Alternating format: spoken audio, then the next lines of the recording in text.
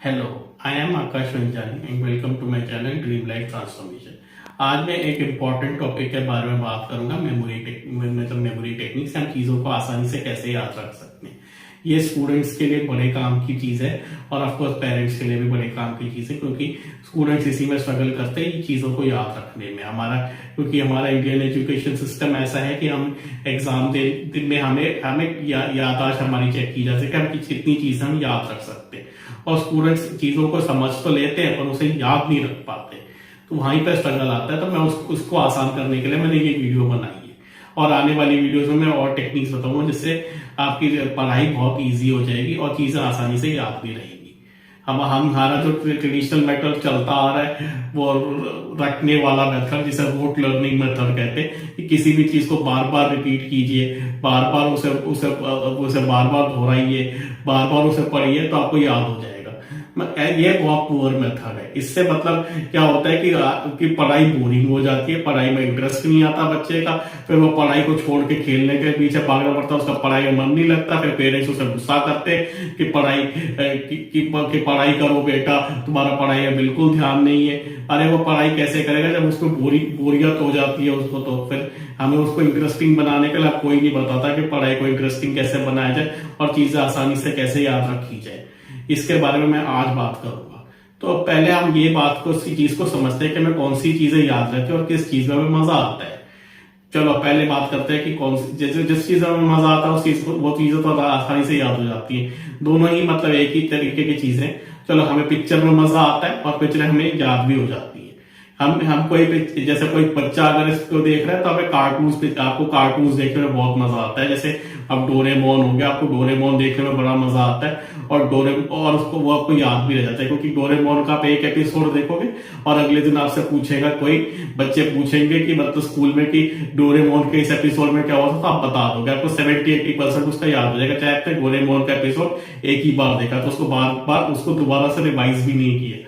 पिक्चरों के साथ भी ऐसा ही होता है। आप 3 घंटे पिक्चर देखते हो, जैसे कि कोई शाहरुख खान की पिक्चर हो तो आपको याद रह जाएगा कि इस सीन में शाहरुख खान ने क्या किया था, इस सीन में कहां से शाहरुख खान ने एंट्री मारी थी, वगैरह वगैरह। 70-80% आपको याद रह जाता है कोई पिक्चर का या कार्टून का।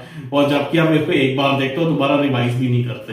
तो पढ़ाई के साथ अगर हमें याद नहीं रहता, हम पढ़ाई करते हैं तो भूल जाते, हम रटते हैं और हम भूल जाते।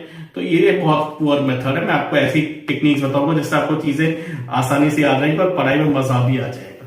चलो अभी हम इसको देखते हैं कि अगर आप मान लो आपको भारत के जितने भी राज्य हैं या स्टेट्स जिसको कहते हैं उनके कैपिटल या राजधानी अगर आपको याद करनी हो तो वो कैसे कर सकते हो।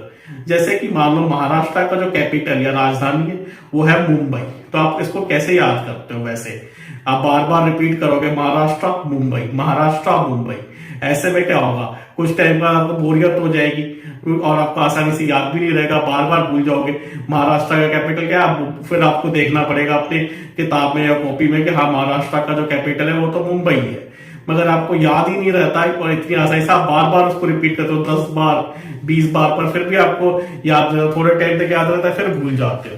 तो चलो क्यों, और इसमें आपको मजा भी नहीं आता, ये थोड़ी देर बोरिंग भी हो जाते हैं। चलो अब इसको इंटरेस्टिंग बनाते हैं। हम अब पहले ये समझते हैं कि मतलब किसी भी चीज में मेरा माइंड इंटरेस्ट क्यों लेता है या फिर वो चीजें याद कैसे रखता है। मैंने एक वीडियो में बात करी है कि जैसे कि how do we perceive the external world. उस वीडियो का लिंक मैंने इस वीडियो के डिस्क्रिप्शन में दे रखा है। तो उसमें हम कैसे परसीव करते हैं एक्सटर्नल वर्ल्ड को। हम 3 चीजों से परसीव करते हैं। विजुअल्स, मतलब हम देख के कुछ चीजों को देख के समझते हैं। ऑडियो, कुछ चीजों को हम सुन के समझते हैं। और एक काइनेस्थेटिक, मतलब कुछ चीजों को हम टच करके, फील करके या फिर टेस्ट करके, स्मेल करके हम समझते हैं। तो ये 3 चीजें से हम वर्ल्ड को समझते हैं, जैसे विजुअल्स, ऑडियो और काइनेस्थेटिक। कोई भी चीज जो इन तीनों को ट्रिगर करती है या इन तीनों को टच करती है या जिसमें हमारा माइंड के तीनों सेंसेस ये इंगेज हो जाते हैं, विजुअल्स, ऑडियो और काइनेस्थेटिक, उसमें ऑटोमेटिकली हमारा मजा आने लगता है और उसमें वो चीजें हमें याद भी रहती है। तो जैसे पिक्चरों की बात करें या कार्टून्स की बात करें तो उसमें विजुअल्स होते हैं, उसमें ऑडियो भी होता है और उसको आपको उसको देख के हमें फीलिंग्स भी अंदर से जनरेट होती है, हमें काफी मजा आने लगता है। तो वो बनाई इसके तरीके से जाती है, अच्छे कार्टून या अच्छे पिक्चर, इसलिए हमें याद हो जाते हैं। अब जैसे कि आपके कोर्स के कंटेंट में तो ना विजुअल्स है, ना ऑडियो है, ना काइनेस्थेटिक है, तो आपको याद कैसे रहेगा? जैसे कि अगर मैं बात करूं इसी की महाराष्ट्र की राजधानी मुंबई है, तो इसमें विजुअल भी नहीं है, क्योंकि आप रिपीट कर रहे हो बार बार महाराष्ट्र मुंबई, इसमें कोई विजुअल नहीं है और इस ऑडियो भी कोई ढंग का नहीं है। मतलब जैसे गाने तो हमें याद रह जाते हैं क्योंकि वो कोरस में होते हैं, वो रिदम में होते हैं, राइम में होते हैं, इसमें कोई राइम वगैरह भी कुछ नहीं है। महाराष्ट्र मुंबई कुछ भी राइम नहीं बन रहा, बस ऐसे ही आप बोलते जा रहे हो बार बार महाराष्ट्र मुंबई, तो ये कोई ढंग का ऑडियो भी नहीं है, या फिर कोई ऐसा भी नहीं है कि जिसमें माइंड को एंगेज हो जाए। इसमें ना कोई फीलिंग्स है, कोई फीलिंग भी नहीं आपकी ट्रिगर होती कि महाराष्ट्र मुंबई जब आप बोलते हो। तो अगर हम ये 3 चीजें इसमें ऐड करें तो आपको इस चीज में मजा भी आएगा और यह याद भी रहेगा। अब आप ये सोचोगे कि ये कैसे हो सकता है, हम इसमें विजुअल्स, ऑडियो और काइनेस्थेटिक कैसे ऐड कर सकते हैं।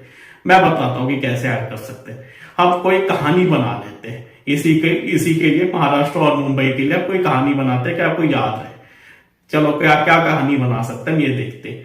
महाराष्ट्र, तो आपको ये सुनते ही आपको क्या आ रहा है? महाराष्ट्र। चलो इसको तोड़ते हैं 2 हिस्सों में, महा और राष्ट्र। महा का क्या होगा? महान, कोई भी महान व्यक्ति या कुछ भी महान चीज, और राष्ट्र मतलब हमारा राष्ट्र, मतलब देश, या फिर हमारे राष्ट्रपति हो सकते हैं, जिसको प्रेसिडेंट भी कहा जाता है इंग्लिश में। तो राष्ट्रपति हो गए, महान राष्ट्रपति। और मुंबई से क्या आपके दिमाग में आ रहा है? मोमबत्ती, या काम बाई से आ जाएगा काम वाली बाई, मुम का आप कुछ बना सकते हो। तो हम जब ऐसे मोमबत्ती ले लेते, महान राष्ट्रपति और मोमबत्ती, इसकी कोई कहानी बनाते हैं। चलो ठीक है, क्या बना सकते हैं? राष्ट्रपति जी का एक सेरेमनी हो रही है या कोई फंक्शन हो रहा है जहां पे उनको महान होने का अवार्ड दिया जा रहा है, और हर कोई उनके लिए तालियां बजा रहा है, क्योंकि आपको ऑडियो भी ऐड करना है, तो हर कोई तालियां बजा रहा है जब उनको अवार्ड दिया जाए। उसी समय उनके घर में लाइट चली जाती है और वो मोमबत्ती जलाते हैं। तो इसमें क्या हो गया? आपके विजुअल्स भी ऐड हो गए, ऑडियो भी ऐड हो गई, और आपकी फीलिंग्स भी ऐड हो गई, और आपने एक कहानी बना दी। तो ये कनेक्ट भी हो गई सारी चीजें, महान राष्ट्रपति और मोमबत्ती।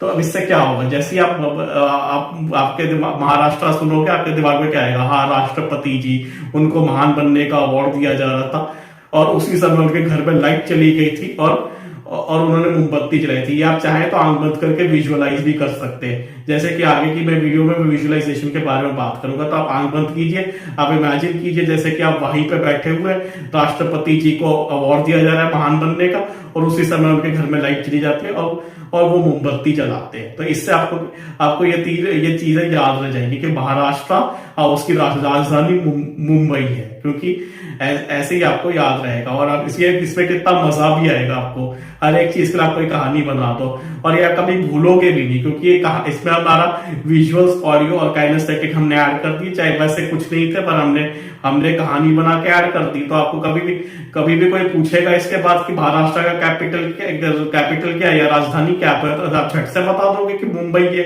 आपको कोई मेहनत भी नहीं करनी पड़ेगी और आपको मजा भी आएगा। ऐसे ही आप बाकी स्टेट्स या राज्यों की राजधानी के लिए भी कर सकते हो। आप गुजरात की राजधानी जैसे गांधीनगर है, आप उसके लिए भी कोई ऐसी कहानी बना दो, तो ऐसे ही आप चल सकते हो। अब आपको एक मन में ये सवाल उठ रहा होगा कि हमारे तो कुछ पैराग्राफ्स होते हैं, कुछ केमिकल रिएक्शंस होते हैं, हम उनको कैसे याद रखेंगे? और कुछ हमारे इतिहास के डेट्स होते हैं कि ये घटना इस साल में घटी थी या इस डेट को घटी थी, हम वो सब कैसे याद रख सकते हैं? या फिर कुछ लेसन के हमारे ऑथर्स होते हैं, किसने लिखी, ये किताब किस लिखी, वो सब कैसे याद रखते हैं? वो मैं आने वाली वीडियोस में बताऊंगा।